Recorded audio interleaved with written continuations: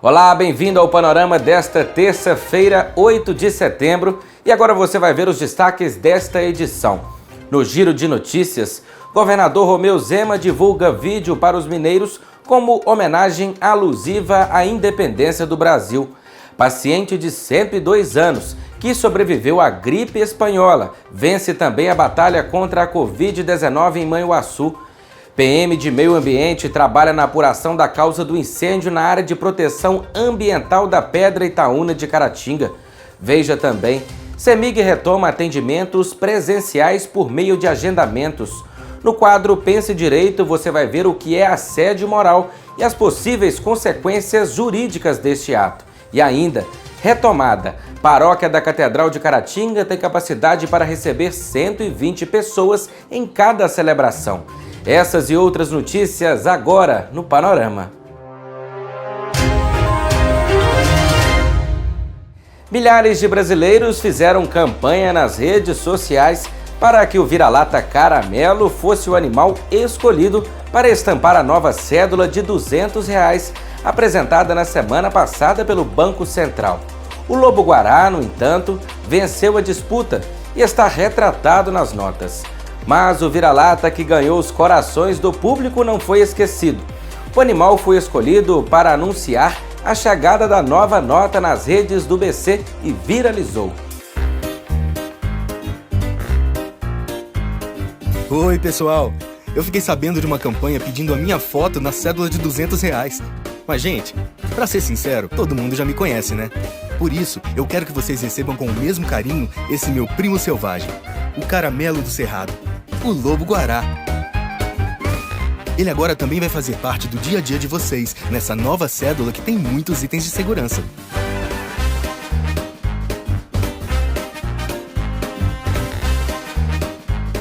Tá, eu sei que vocês me amam, mas chegou a hora do lobo-guará brilhar. Cédula de R$200, um novo valor para os brasileiros. Este ano, os brasileiros tiveram um 7 de setembro diferente de tudo que já vivenciaram. Em suas redes sociais, o governador de Minas Gerais, Romeu Zema, postou ontem um vídeo para os mineiros, como homenagem alusiva à independência do Brasil. Veja.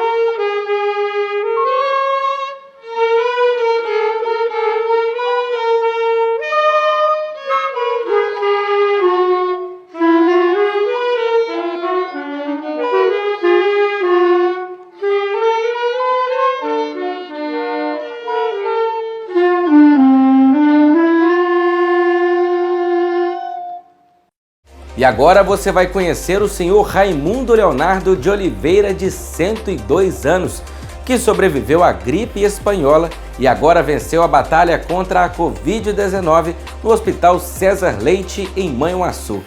Esse aqui é o senhor Raimundo, conhecido como São Mundico, que com 9 meses venceu a gripe espanhola e agora com 102 venceu o coronavírus.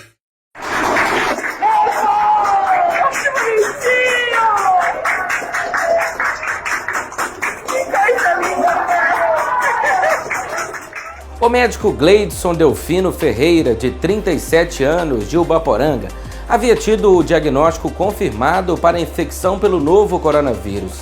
Ele foi admitido no Cazu, Hospital Irmã Denise, passou por tratamento e recebeu alta hospitalar curado da doença no último final de semana. Um momento de muita emoção que foi registrado pela equipe do Jornal Panorama. Confira.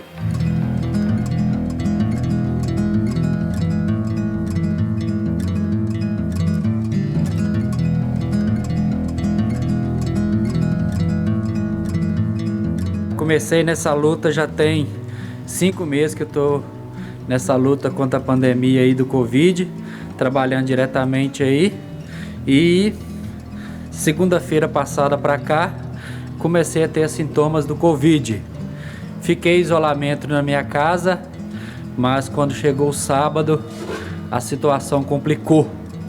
Comecei a dar febre alta, comecei com dispneia e com muita tosse. Fui diretamente para a porta da UPA de Caratinga, onde recebi um apoio lá sem explicação.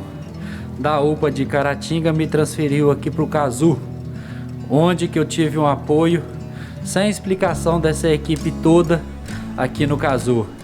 É uma equipe multidisciplinar, uma equipe que não mediu esforços hora nenhuma. Tem hora que eu peço até desculpa a alguns aqui, que eu fui muito chato, mas teve uma hora que na quarta-feira eu não aguentei. A equipe toda chegou, me abraçou, que eu não precisei ir pro tubo, mas faltou um fiapozinho para me estar indo para UTI. Então, gente, eu deixo o meu agradecimento ao Cazu aqui, que é uma entidade que tem ajudado muito a população da nossa região. Se não fosse o Cazu, acho que eu não estaria aqui hoje. Agradeço a todos, essa equipe que está toda aqui e essa equipe que está toda aí na frente.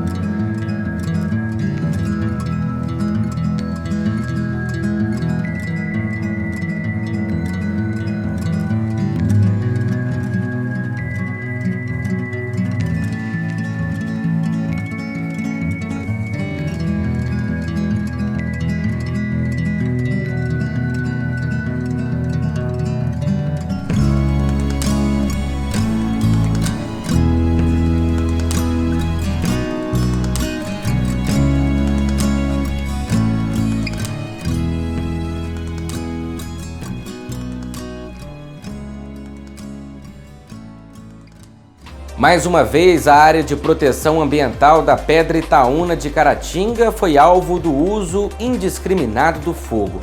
De acordo com o sargento Sidney, da Polícia Militar de Meio Ambiente, o incêndio teve início na tarde do último domingo. A princípio, a apuração é de que se trata de um incêndio florestal sem autoria definida. A polícia segue nas buscas por informações e monitora câmeras de segurança para auxiliar na identificação de possíveis suspeitos. Existe a hipótese de ter sido criminoso, uma vez que foi visto um veículo de cor clara evadindo do local logo após o início das chamas. Porém, nós ainda precisamos monitorar através das câmeras de monitoramento, nós precisamos verificar se essa informação vai se consolidar. Além do policiamento ambiental, equipes do Corpo de Bombeiro Militar compareceram ao local desde a data de ontem, com registro de 2 ocorrências, onde eles combateram, fizeram um brilhante trabalho de combater as chamas e, a princípio, o incêndio está contido. Existe uma estimativa provisória, de que 12 hectares tenham sido atingidos. E os danos materiais que ocorreram aqui, a princípio foram identificados danos em 4 empresas de fornecimento de internet por fibra ótica, em torno de 4.000 metros de cabos que foram danificados. A grande maioria da população, para não dizer toda, ela está bem consciente quanto à importância do meio ambiente, dos ecossistemas. Porém, a ação de um indivíduo, mal intencionado, um criminoso, pode ocasionar esse dano todo que a gente está presenciando aqui. Nós estamos aqui em campo e vamos permanecer até o tempo que for necessário, em busca de informações de possíveis suspeitos. Se o cidadão tiver alguma informação, pode estar ligando o telefone 190, 193 e o 3321-2295 e passar informação para nós de forma anônima, que com certeza nós iremos checar todas essas informações. A CEMIG, Companhia Energética de Minas Gerais, está retomando o atendimento presencial por meio de agendamento nas 142 agências de sua área de concessão. A empresa está seguindo todas as normas sanitárias recomendadas pelas autoridades de saúde. A retomada dos serviços presenciais cumpre as recomendações das organizações de saúde e do Plano Minas Consciente do governo estadual. Para ter acesso ao interior da agência, será obrigatória a utilização de máscara. Um colaborador da distribuidora irá medir a temperatura dos clientes, além de haver a disponibilização de álcool em gel para higienização das mãos. O serviço deve ser previamente agendado pelo site www.cemig.com.br. Na página, deve-se selecionar a opção CEMIG Atende e, em seguida, agendar atendimento para escolher o local em que deseja ser atendido. No mesmo link, é possível realizar o agendamento para um vídeo atendimento por meio de interação online com os atendentes da companhia. É uma alternativa digital desenvolvida pela CEMIG com o intuito de facilitar o acesso ao ambiente virtual. Esse sistema permite aos clientes registrar todas as suas solicitações, sem necessidade de sair de casa e reduzindo assim o risco de contaminação nesse período de pandemia. É muito importante que todos tomem as precauções necessárias para a gente evitar o risco de propagação do coronavírus aqui na empresa e para garantir a segurança das nossas famílias. Nós prestamos um serviço público essencial. A gente sempre tem dito do orgulho de servir com propósito. E é isso o que nós podemos garantir, porque é só um fornecimento adequado de energia que garante hospitais, centros médicos, serviços emergenciais. Nós temos que trabalhar para garantir a nossa segurança e para garantir a segurança da população, para dar um máximo de qualidade de vida para a população. É um gesto de solidariedade. Desde março, os cortes de energia por falta de pagamento estavam proibidos. A proibição da suspensão de fornecimento ficou mantida para os consumidores classificados como baixa renda, enquanto durar o estado de emergência da pandemia, que deve seguir até o final de 2020. Entretanto, desde o dia 1º de agosto, voltou a ser permitida a possibilidade de cortes para consumidores residenciais e para serviços e atividades considerados essenciais, desde que os consumidores sejam avisados.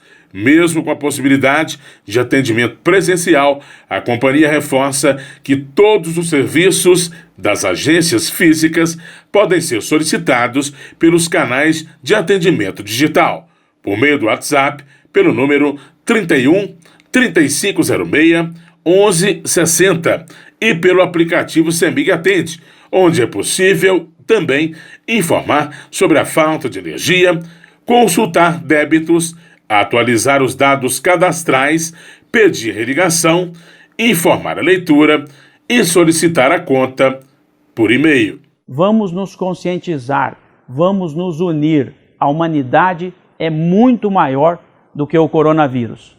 E eu deixo esse recado para vocês em nome da nossa segurança, da segurança de toda a população, garantindo sempre um serviço público de qualidade para garantir o conforto de todos. Um muito obrigado a todos. Nós vamos vencer. No quadro Pense Direito desta semana, você vai ver o que é assédio moral e quais podem ser as consequências jurídicas deste ato. Confira. A questão do assédio é algo muito importante de ser discutido, de ser pensado, porque permanece ainda na sociedade e é um tema recorrente, é uma conduta que acontece de maneira, infelizmente, ainda recorrente. Primeiramente, é importante destacar que existe diferença entre assédio sexual e assédio. Assédio é uma categoria mais ampla que abrange também o assédio sexual, seja ele no trabalho ou não. Tá? Então, vamos começar por definir o que seria o assédio, então. O assédio nós podemos definir como toda conduta que coloque a outra pessoa em situação de sujeição ou de vulnerabilidade.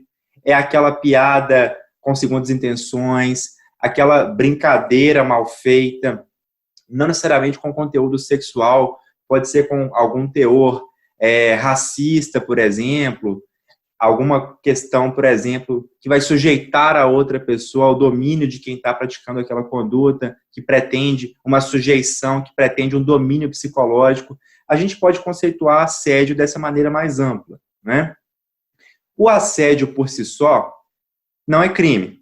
Embora exista um projeto de lei em tramitação no Congresso que vise criminalizar o assédio fora do contexto de trabalho, o assédio pura e simplesmente não é crime. É claro que ele pode ser tratado como um ilícito civil, sim.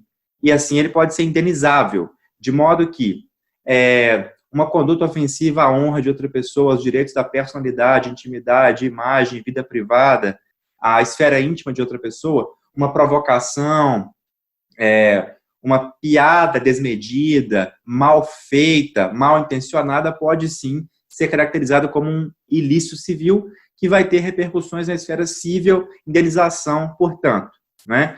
Só que na esfera criminal, para poder acontecer assédio que seja tutelado na esfera criminal, que seja considerado crime, embora os demais possam ser considerados ilícitos civis, para ser crime, tem que ser assédio num contexto de relações de trabalho, tá? Tem que ser assédio sexual num contexto de relações de trabalho, porque a lei penal é muito clara, está lá no nosso artigo 216-A do Código Penal, que é crime constranger alguém com o intuito de obter vantagem, um favorecimento sexual, prevalecendo-se o agente da sua condição de superior hierárquico ou ascendência inerentes ao exercício de emprego, cargo ou função, pena de detenção de 1 a 2 anos. Então, nós só temos assédio como crime se ele for assédio sexual e se dê no contexto de trabalho, de uma relação laboral ali, não necessariamente entre o patrão e o empregado, pode ser entre um gerente, por exemplo, alguém que seja superior ao empregado, um outro empregado, mas que seja ali um pouco superior a ele, nós já temos caracterizado o assédio. Se forem empregados de mesma categoria, de mesma hierarquia, é mais difícil de configurar o assédio sexual no trabalho, mas ele pode se configurar se um empregado, por exemplo, tiver uma função, tiver mais tempo de casa, por exemplo, e mais tempo de empresa, e diante disso, ele conseguir estabelecer uma ascendência entre o outro, em relação ao outro, embora não se estabeleça uma hierarquia, mas uma ascendência, é possível, então, falarmos em crime de assédio sexual no trabalho. Mas qualquer coisa diferente disso, diferente de assédio sexual no trabalho, não será crime de assédio sexual no trabalho, tá bom? Pode ser um ilícito civil, que também vai ser indenizável, né? Pode ser passivo ali de indenização por danos morais, sem problema nenhum, só que crime não vai ser, crime de assédio não vai ser. Pode enquadrar num crime de injúria, por exemplo, num crime de difamação, dependendo da situação, mas crime de assédio não vai ser, tá bom? Então, assédio como conduta genérica, como conceito genérico, é toda conduta que sujeita alguém psicologicamente, fisicamente, ao domínio de outra pessoa, digamos assim, ou busca tentar sujeitar. Assédio sexual, como o nome sugere, tem a ver com a questão sexual, e se for um assédio sexual no contexto de trabalho praticado por pessoas com hierarquia, por pessoa com hierarquia superior em relação à hierarquia inferior, ou por pessoa com ascendência em relação à pessoa que está ali, digamos assim, inferior àquela, naquela escala de trabalho, seja porque a outra tem mais tempo de casa, seja porque tem mais prestígio com a empresa, enfim. Nesse contexto, nós teremos o assédio enquanto crime de assédio sexual nas relações de trabalho aí previsto no artigo 216-A do Código Penal. Ele tem uma pena aumentada em até 1/3 se a vítima for menor de 18, porque o menor de 18 ele pode trabalhar, preenchidas algumas questões, alguns requisitos ele pode trabalhar, e a pena será aumentada, então, se a vítima for menor de 18. Tá? O assédio moral, que é o primeiro que eu falei, pura e simplesmente, como ele disse que ele não é crime, né, se não for no contexto de relação de trabalho e for um assédio sexual, existe até um projeto de lei que tramita desde 2001 na Câmara dos Deputados e no Senado para poder criminalizar o assédio moral, só que ainda não foi aprovado. Por isso que eu digo para vocês que hoje o assédio moral pura e simplesmente não é crime, tá? Ele pode ser crime se configurarem outras questões e pode ser crime até de injúria ou difamação, mas o assédio moral pura e simplesmente não configura o crime de assédio sexual no trabalho previsto no artigo 216-A do Código Penal. Vamos ver agora como está a previsão do tempo para Caratinga e região. Quarta-feira em Caratinga, com previsão de sol, tempo aberto, sem nuvens. A temperatura mínima esperada é 18 e a máxima de 30 graus. Em Bom Jesus do Galho, tem previsão de poucas nuvens no céu. A mínima é 18 e a máxima de 30 graus. Amanhã em Vargem Alegre, a expectativa é de sol com poucas nuvens. Tempo aberto durante o dia e a noite. A mínima é 19 e a máxima pode chegar a 31 graus.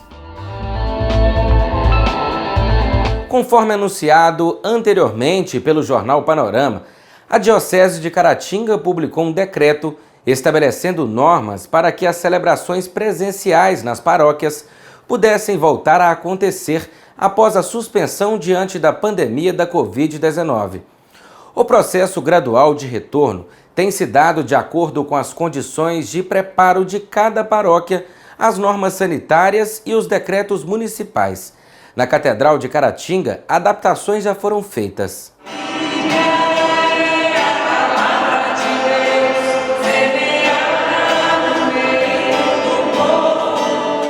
A Diocese de Caratinga já conta com missas presenciais em diversas paróquias. Sejam bem-vindos. Eu acredito que hoje é um dia de muita alegria para todos nós. Esse momento era muito esperado por todos nós e por toda a nossa comunidade. Desde o dia 19 de março, nossas atividades religiosas foram suspensas devido a essa situação da pandemia da Covid-19. Então, com o passar dos meses, fomos observando, escutando as pessoas e agora Dom Emanuel emitiu um novo decreto flexibilizando a participação dos fiéis nas celebrações. A retomada acontece após aproximadamente 5 meses de interrupções devido à pandemia do novo coronavírus. As celebrações estavam sendo transmitidas na internet. Louvado seja nosso Senhor Jesus Cristo. Para sempre seja louvado. Nossa saudação para você que nesse momento participa conosco da Santa Missa, na sua casa, acompanhando aí pela transmissão. Seguindo os critérios estabelecidos pela Diocese, que deu aval às paróquias no fim do mês de agosto por meio de decreto, a Catedral São João Batista, que fica na Praça Cesário Alvim, no centro da cidade, reduziu a capacidade para receber o público e está disponibilizando álcool em gel na entrada e direcionando as pessoas para que não haja nenhum tipo de aglomeração.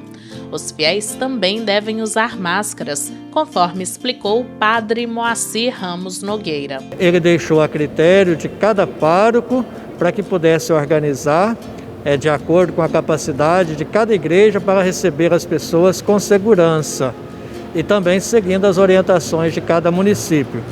Em Caratinga foi aderida aí a proposta do Minas Consciente. Então, com o Minas Consciente valendo no município, nós precisamos observar a questão do distanciamento.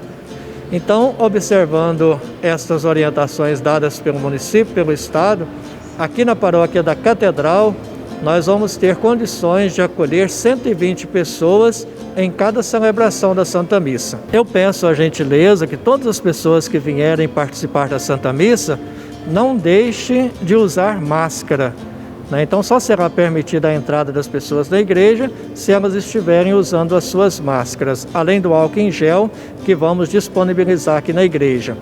E como temos capacidade para 120 pessoas, Quando completar esse número, nós vamos encostar a porta da igreja e pedimos a gentileza das pessoas poderem esperar o próximo horário de missa. Uma fita foi passada no meio dos bancos. Apenas 2 pessoas podem se assentar em cada um. Há modificações também na hora da comunhão.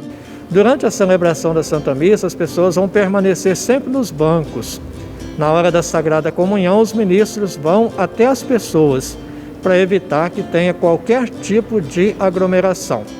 Padre Moacir lembra que na Catedral, além das 5 missas aos domingos, às 6h30, 9h e 10h30 da manhã e 6 e 8 horas da noite, serão realizadas também celebrações de segunda a sábado às 7 horas da noite. Além disso, nas terças-feiras, quintas e sextas, haverá missas às 7 horas da manhã. Nós pedimos a compreensão das pessoas que, na medida do possível, participe da missa durante a semana. Se veio à missa um dia, no outro dia, dê a oportunidade de outra pessoa também participar da celebração. E assim nós vamos caminhando com todas observando todo o sistema de segurança e com as graças de Deus, quando tudo voltar ao normal, a gente possa voltar a celebrar sem nenhum tipo de restrição dentro da igreja. Lembro também que na paróquia da Catedral nós temos a Capela de São Sebastião, onde nós retomamos com a missa a partir deste sábado. Na Capela São Sebastião nós temos a missa todos os sábados às 19 horas. Aos poucos a vida vai voltando ao seu ritmo habitual. Mas é super importante que a gente não se esqueça de que ainda não existe uma vacina contra o novo coronavírus. Ou seja, precisamos seguir nos protegendo, usando máscara, higienizando as mãos e, sobretudo, evitando aglomerações. Ainda não é hora de relaxarmos a essas medidas de proteção. Estamos encerrando a edição desta terça-feira, mas você pode seguir conectado com as notícias acessando as nossas redes sociais. Agradecemos a sua companhia e audiência. Mantenham-se protegidos e nos vemos amanhã.